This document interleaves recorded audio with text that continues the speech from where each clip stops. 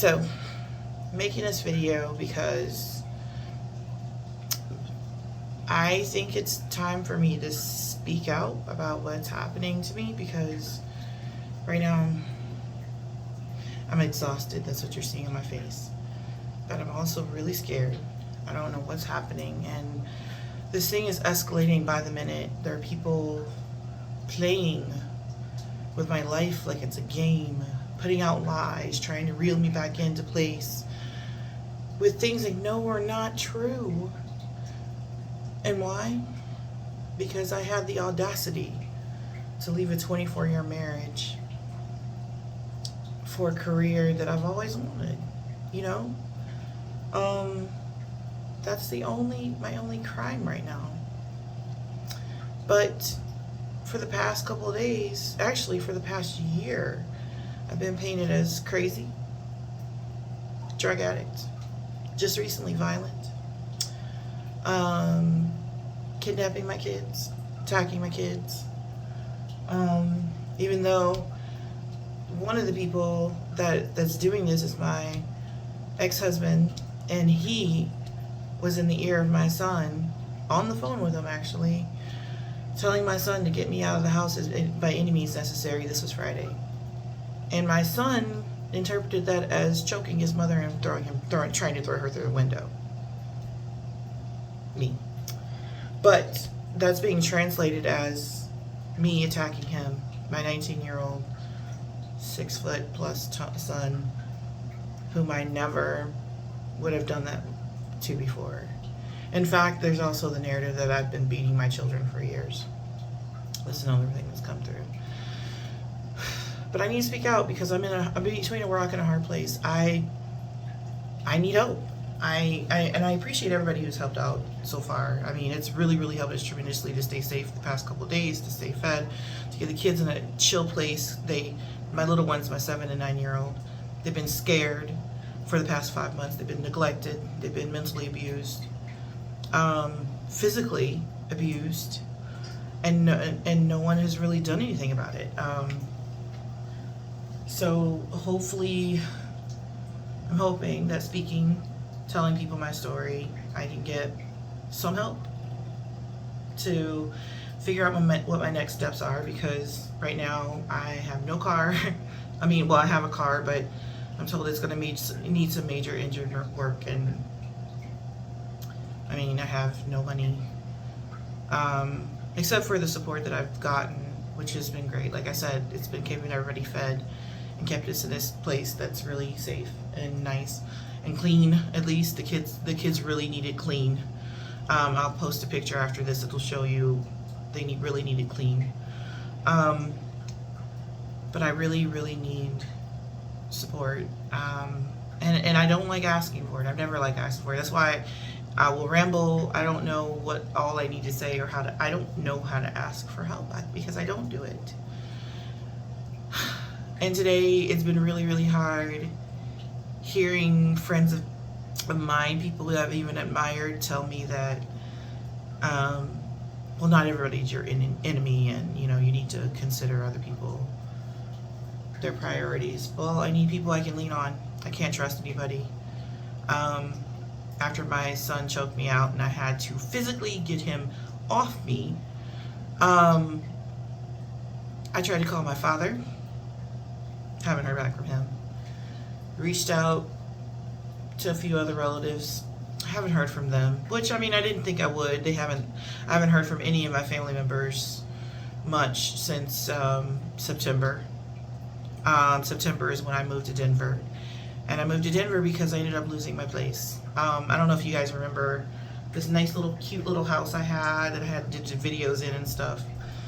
And paid for it myself, paid for it with the small book advance that I got for the Black Nerd book that I'm still working on.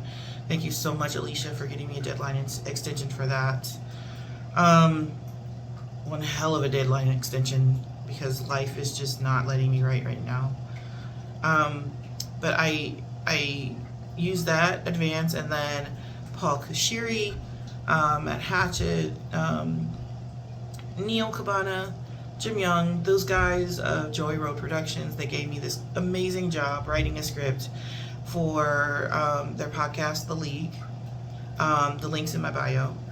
Taught me valuable information, gifted me with software, and paid me enough money to where I was able to keep my house for as long as I did, and they were great people for it. I mean, there were some hairy spots that weren't their fault. Amazon is really, really hard to work with, especially when first time around, and their money schedule. They don't care if you are a single mom with no support trying to make your way. But these guys saved my life. You guys saved my life. I'm gonna tag you all. You really did. And Jim, love you, Jim. I wasn't very nice to Jim toward the end, but I was going through some stuff, Jim. I'm so sorry. But anyway, these guys, back to the house. Cute little house. The writing I did on that podcast, my book advanced through Chicago Review Press and Alicia. You guys got me through. And there was a couple other offside projects. Hello Barcata, I did something for them. Yes Magazine, I did a couple things for them. All those kept sustain me during this time, and it really helped because I think I should go back. March of 2022, I left my husband. 24 years we were together. 24 years married, high school sweethearts. But sometime over that time, he became somebody different, and when I left him, he became somebody that Law and Order SVU would have profiled. Just completely changed as a person. And the only thing I gather is just losing control, losing me. He started manipulating everything he could to make sure that I failed, to make sure that I did not succeed in finding shelter. Meanwhile, I mean, mind you, I had our two youngest kids with us. I have 6 kids, for those of you who don't know. My youngest is 7, my 9-year-old, 7-year-old Quinn, 9-year-old Connor, and then I have a 19-year-old son, 22-year-old daughter, 24-year-old daughter, and 26-year-old daughter. And my 26-year-old daughter is the one with the 3 cute grandbabies, including the baby that I've got plastered everywhere. But the 2 youngest I took with me. They needed the protection and the help. Ladies, when you get to a point where you don't feel supported in your own home, you feel like, I had just come back last year, March 1st, from the Hollywood Critics Association Awards. I presented an award on stage.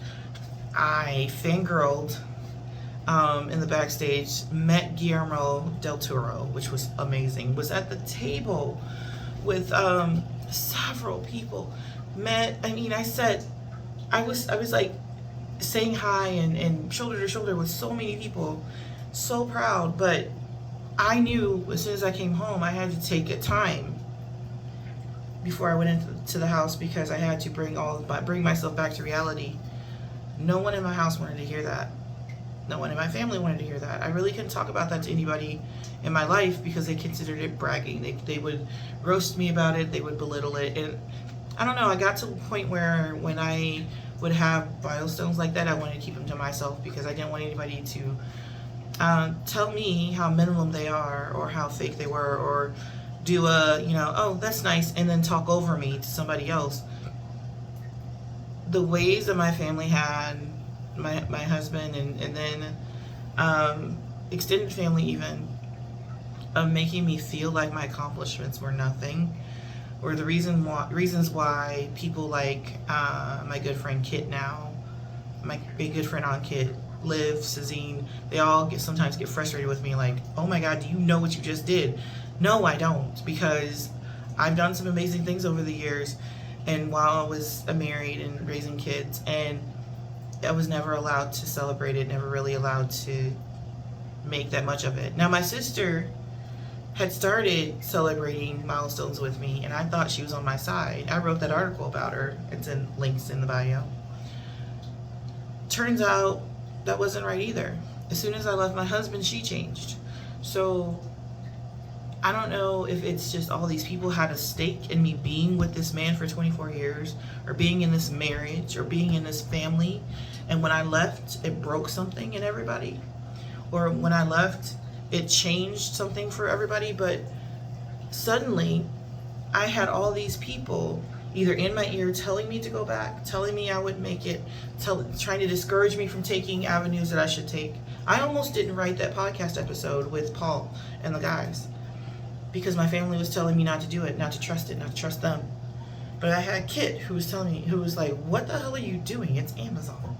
I don't care if their freaking payment, if your payment gets there next year, it's Amazon. This is an opportunity of the lifetime.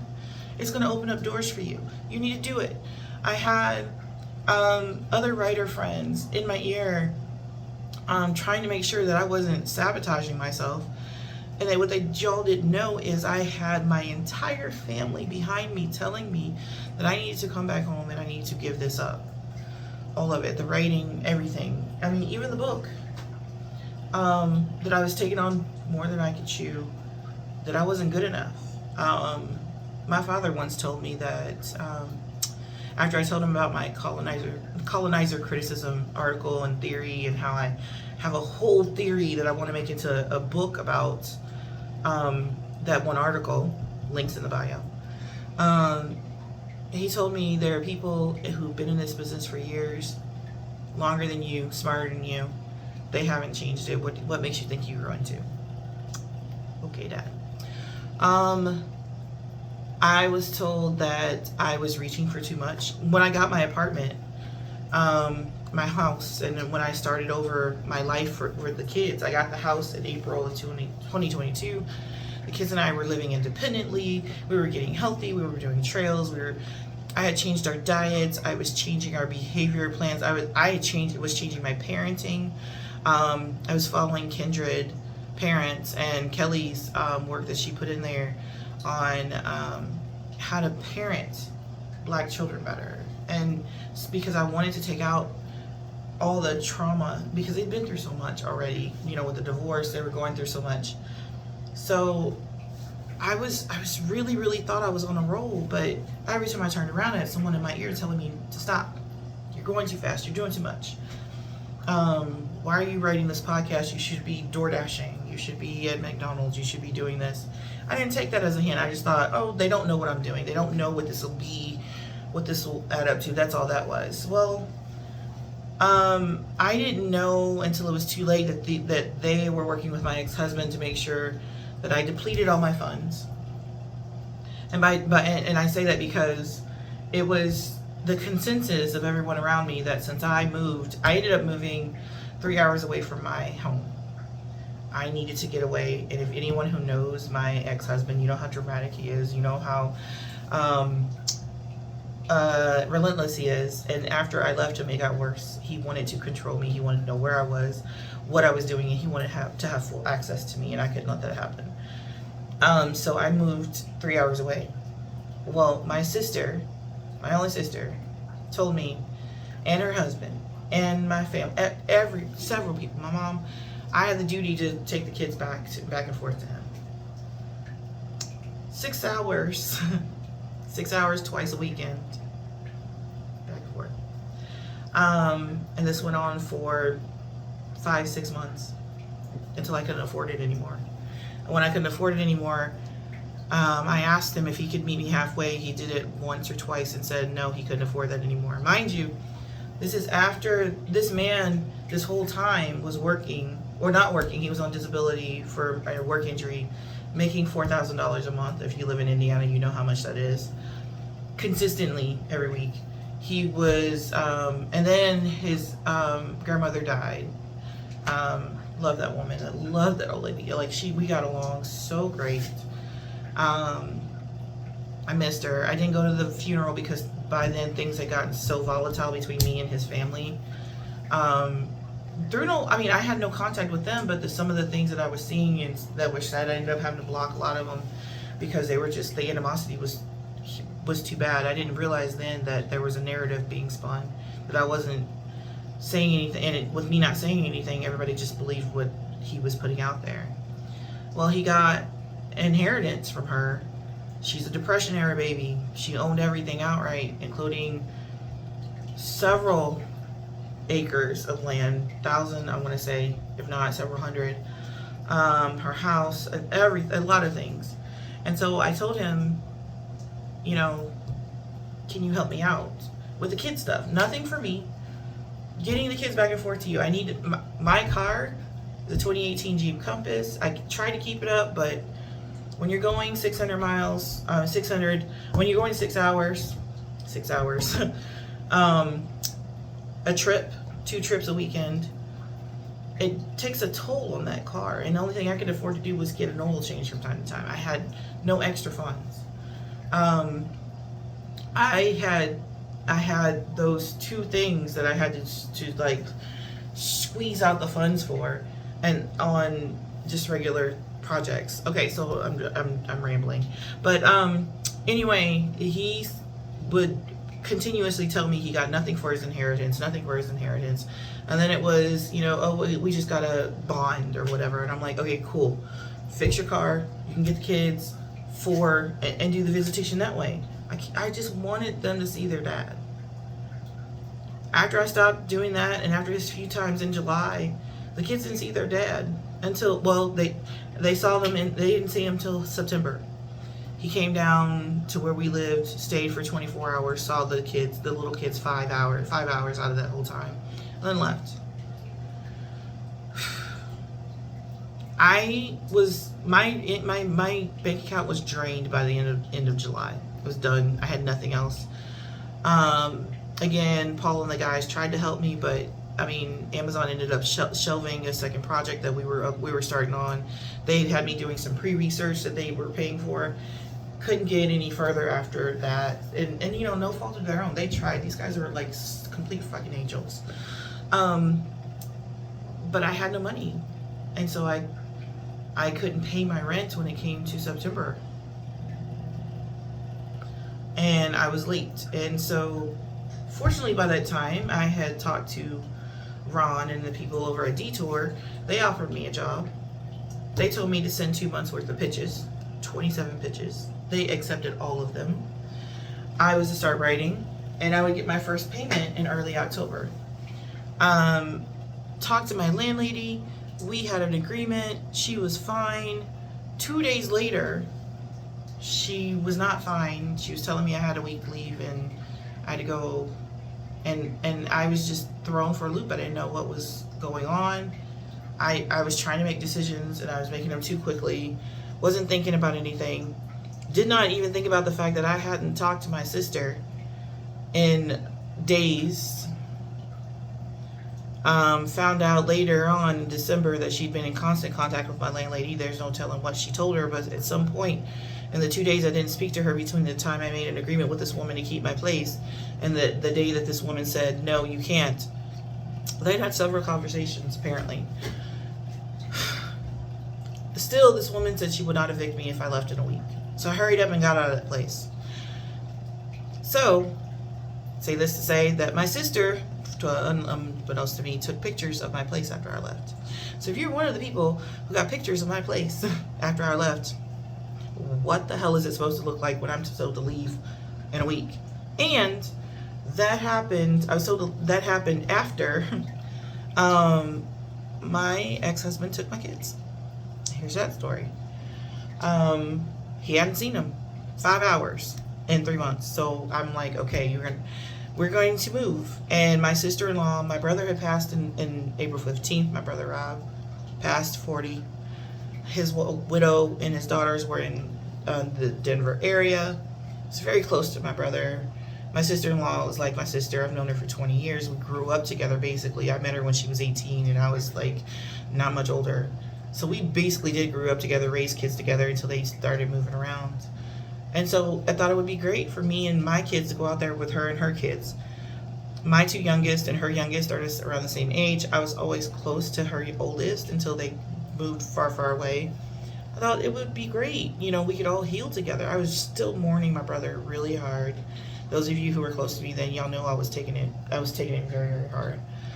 So we're going to move to Denver, to Colorado. And so I told my kids, we're going to go see your dad one last time. Y'all can go say hi, you know, go say whatever you need to. The Michigan City, Indiana Library had an event where they had me interview this amazing author named Annalisa, who is now a really, really good friend.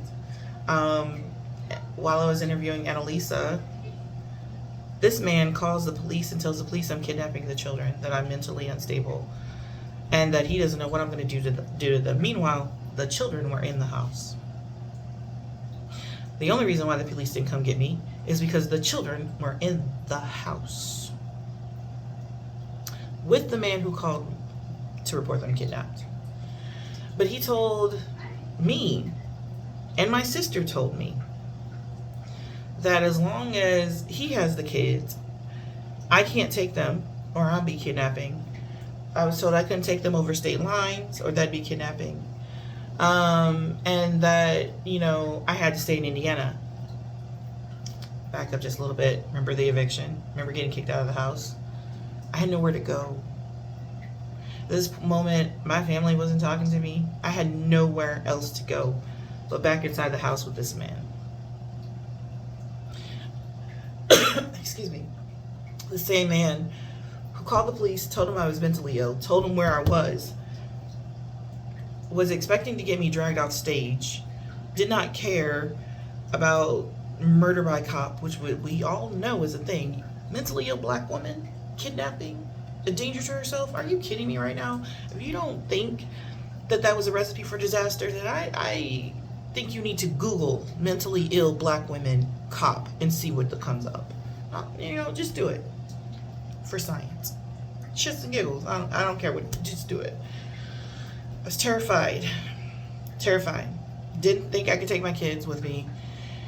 So I thought, it's their father. I'm not doing anything. He wanted them. I don't have anywhere else to go. I have to go to Denver. I have nowhere else to go. So I'll leave them with their father, and then when I can afford it, I'll come and, get them back. He immediately starts telling everybody I abandoned my kids with him just to leave to go to Denver and live my life. Immediately. And that's been his story for the last 5 months. She abandoned her children. Y'all, this man told everyone in the neighborhood that I was looking to kidnap the kids. I was mentally unstable and to watch for me. He allegedly told people at the school. He allegedly told my kids who were living in the house not to let me in the house, which that's not even alleged anymore because my 19-year-old son tried to throw me out the window because his father told him not to let me in the house. Someone may end up saying, well, you're married and he, you're both primary caregivers. This man has been a truck driver since 2004. He's been gone from the house a minimum of 3 days a week, max 6. How is he a primary caregiver to anybody? And that showed within the next 5 months. I'll post a picture of what the kitchen looked like when I came up, and that was clean. I'll show you a picture of what the kids were sleeping on. He neglected these children so thoroughly. They would call me. I would buy them underwear, socks. I'm not kidding you. I have receipts. Gloves, boots, hats, umbrellas. I ended up. They got sick with the norovirus last week. And my 7-year-old called me crying. She was puking. She didn't know what was happening to her. And her father wasn't there. Her brother had tried to call their dad earlier. He didn't pick up. He eventually did end up picking up one of their calls and telling them something. But it was nothing that they could do. They were little children. They're throwing up. They're sick. Anything you tell them to do, telling them to make their own food, they're 7 and 9. Telling them to take their own. What are you going to tell them other than I'm coming home? No, what he said was, well, my truck broke down and I may be home tonight, I may not. Dude, you've been a truck driver since 2004. We all know how this works. You can get home. They have emergency options. We've done it before. But I didn't go to him. I knew by now that everything I'd say to him is going to be an argument, and he's going to accuse me of trying to make him look as unfit parent. That's all he goes for. You're trying to make me look unfit. That's why I stopped coming to him when the kids came to me asking for stuff, and I just Amazon, Walmart.com, DoorDash became our constant companions, and so I DoorDashed a ton of meds. I did meds for their stomach, meds for diarrhea because we know how norovirus is. Their DoorDash Lysol, soups that they could, just the little cans of Campbell's that they can just pop into the microwave. I know some of you are going to be like, those are not healthy, but they needed food. Pedialyte pops and, you know, things like that. You know, tea, peppermint tea, ginger tea, little peppermint drops of candies, because peppermint's good for nausea. Ginger ale. I sent all that to them, and they're so happy. And then I would get on the phone with them, and I just sit there with Quinn once. One time over that you know, harrowing 24 hours, I was just on the phone, just listening to her puke and cry because she didn't want to be by herself. Yeah, that's another thing. He would leave them alone. He would claim that someone was there, but Connor would put me on speaker, or Quinn would, or they do a video. No one was at the house. Or they'd say, well, Charlie left for work. Charlie's my 19-year-old. Or, you know, apparently he was, my ex was paying my 19-year-old's girlfriend to watch them. Well, she wouldn't be home either. Or they would be home on the 3rd floor of the house, and the kids would be doing whatever they wanted. So all that neglect, and you wanted them so badly. I abandoned them. Your father of the year. No, I had to get my kids. As soon as I got the money to go get them, I was going to go get them. And my game plan was go get the kids, stay at an Airbnb somewhere around town, file for a divorce again. It was dismissed last time because I left town when I moved to Denver. File again in Indiana, 60 days later, that's when the final hearing is, and you're done. And I thought I could probably have this stuff good by summer. If things dragged on, midsummer, you know. And I had talked to my people at Purdue Northwest about workshops and speaking engagements. I had talked to a friend of my daughter's about a cleaning business she had. She was getting summer homes ready for on the beach for rentals. I was going to help her with that. Well, it turns out none of that happened because I went to the house to go get the kids, which he knew I was coming back. I told him over and over and over again I was coming back to get the kids. Now he was telling the kids, your mom's never coming back for you. She's not going to be here. I don't know why you call her. She's not doing anything for you. I have receipts.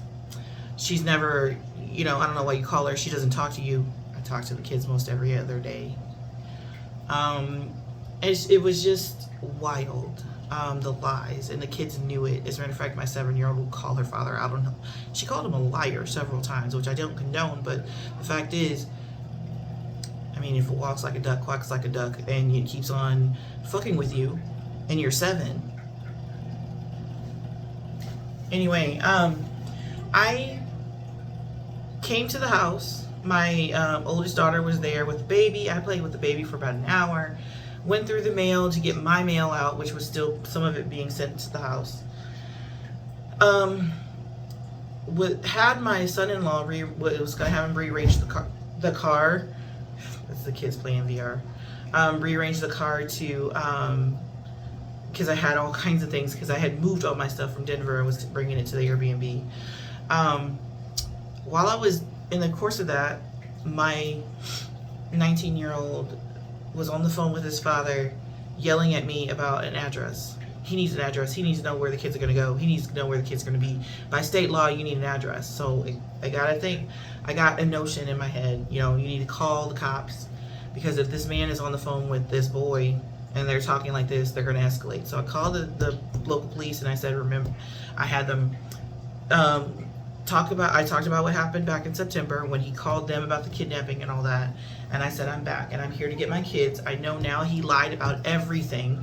And while I was in Denver, I looked up, I consulted, I called, I made sure that I could come get my kids and be fine. And according to Indiana state law, as long as we're still married and I can prove that I've always been the kid's primary caregiver, which I can, my name is on all their shit. Except for the last 5 months, everything they have is mine. I've signed for everything. Only in the last 5 months has he done anything.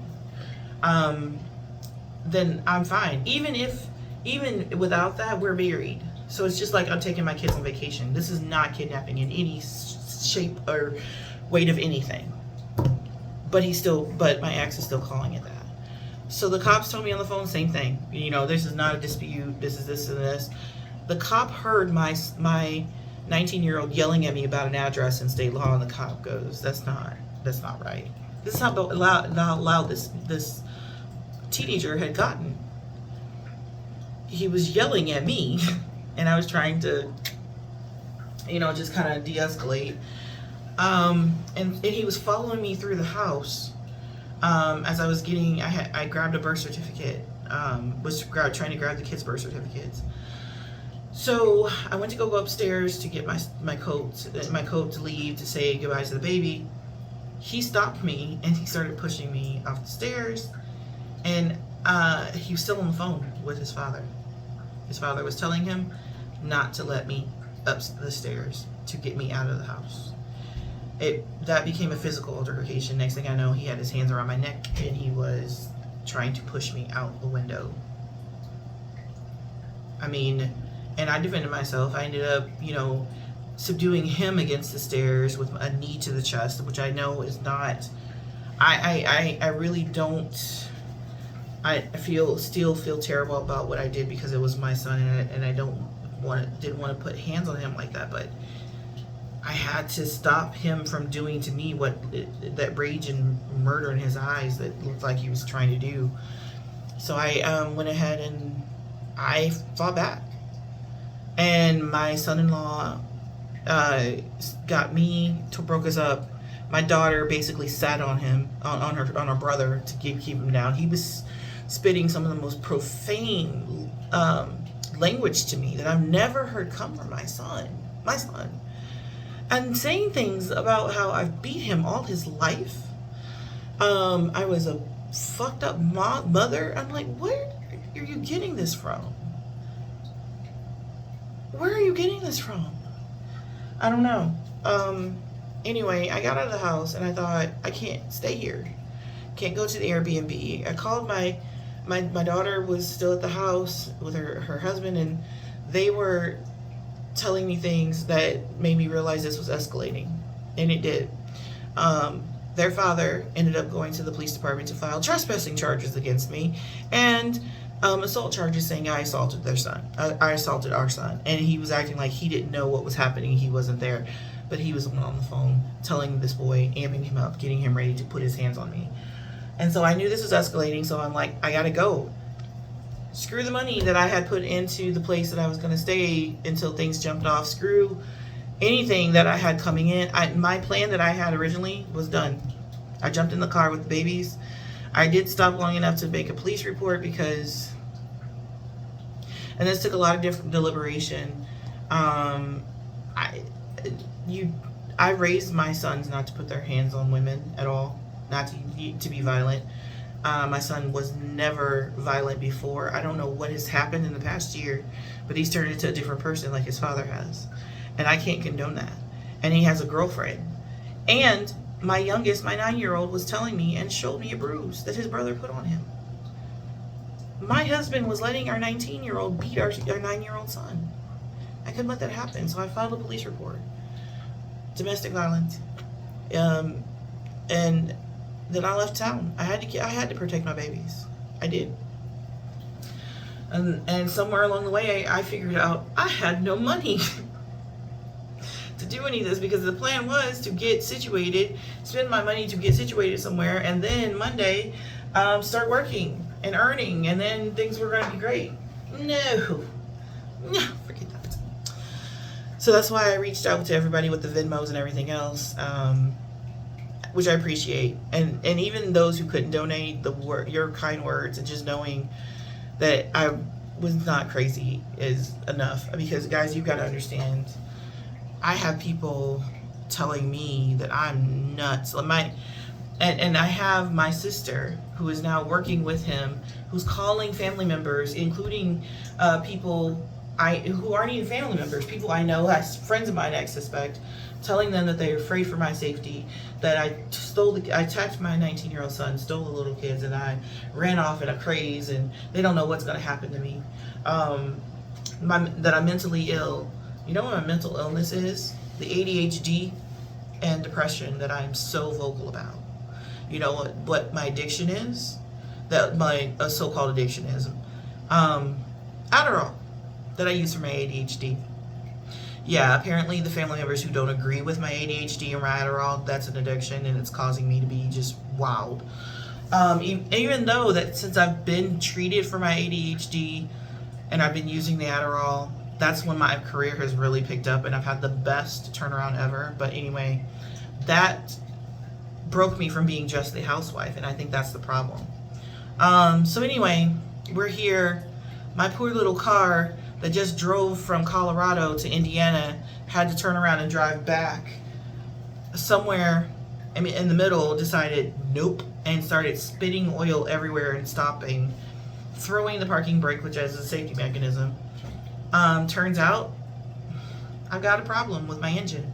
Somewhere, somehow, there's oil coming out. Somebody said something about throwing a line or breaking the seal. Anyway, they said it's going to be expensive. So I'm stuck. And that's where I come to. 36 minutes. I need help to get my car fixed. I don't know how much it's going to be, but I suspect it's going to be low four figures. The guy at Walmart told me it's going to be a lot. I need a way to get started in another place. Rent for a month. I need incidentals for a month. A place, even. I would love to go back to Colorado. That's where I was establishing myself in the film community there. The critics were all nice. I've met a bunch of great friends. The natural life was great. But at this point, I'm in such flux, I'll go anywhere else. If you need a professor, an English teacher, if you need someone to write your grocery list, if you want to just have a writer for hire, just to have around you, as long as you pay me by the hour and you don't get weird, hit me up. I need a job. I need a car. I need a place. That's what I need.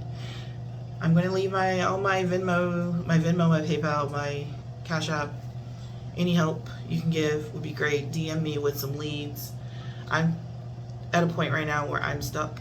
I am scared because my sister is the head of a department that has Department of Justice contracts and do steady work with Elon Musk. She's very, very, very, very high up. I found that a lot of my jobs I tried to get in teaching in Terre Haute didn't happen because, allegedly did not happen because the person who was writing my letter of recommendation was also the person who thought I was better off back at home with my husband. So, which it seems on brand because this person is the same person who's reaching out to family members and people I know saying that, you know, all this other stuff. The person who I believe, but I'm not sure, talked to my landlady and got her to kick me out because the woman had a no drugs policy.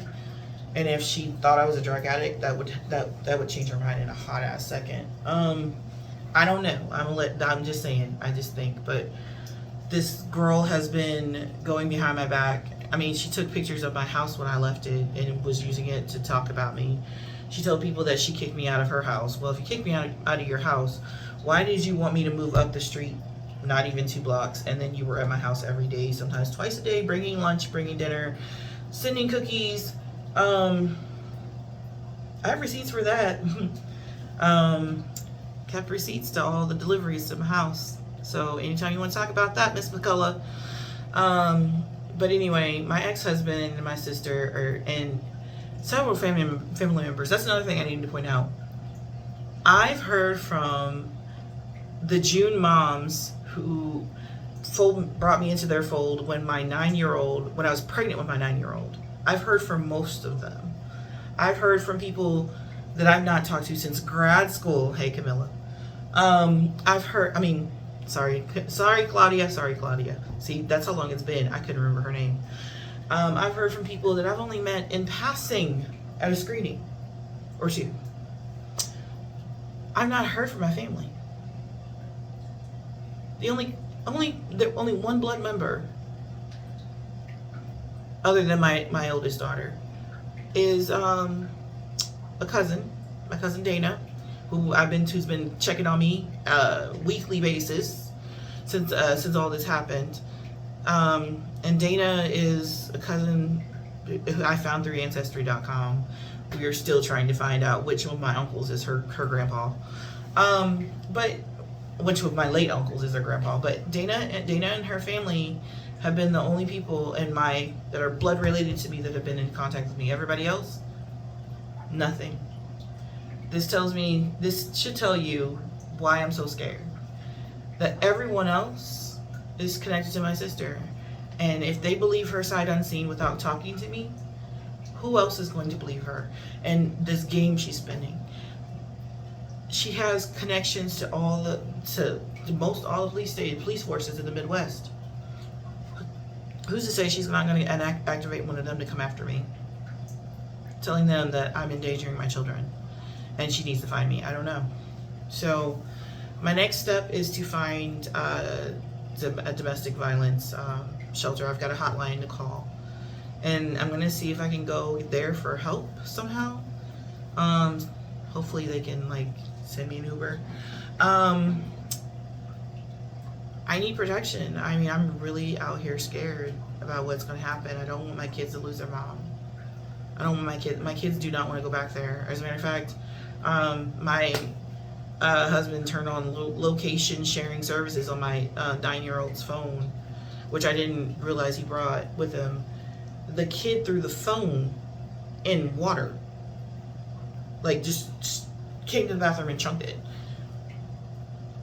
That's how scared they are. He took the SIM card out in Indiana. Still, the location services thing came through Gmail. It flipped them out. These kids are scared. They don't want to go back. They will tell you that no one cared while they were there being neglected. This kid told me about having shovel snow in -4-degree weather.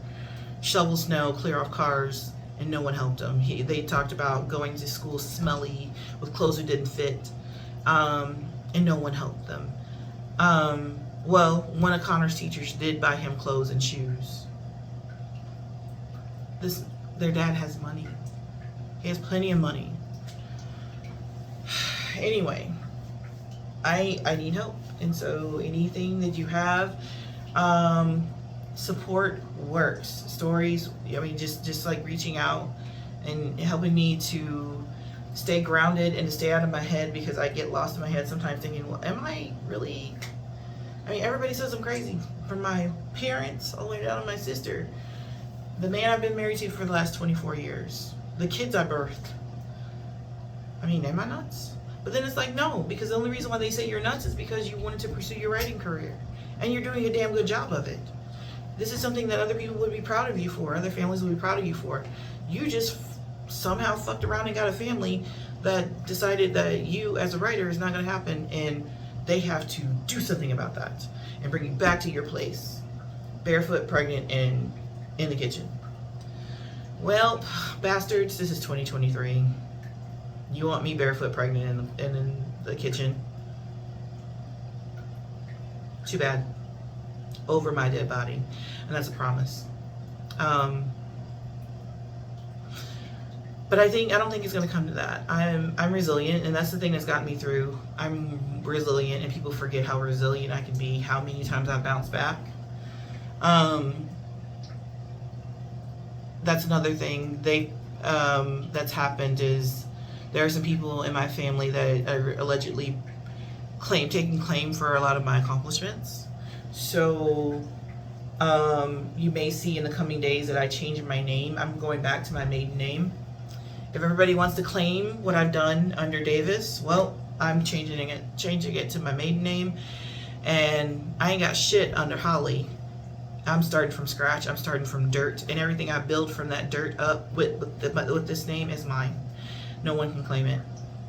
And everything I'm building with my life going forward from now is mine. No one can claim it. So, that's it. That's a lot of rambling. 44 minutes. Yikes. This will probably go on YouTube. But this is my story, and I don't know, I'd kind of love to hear yours, and I gotta go because the kids are coming. But thank you for sitting, and thank you for what you've done and what you will do.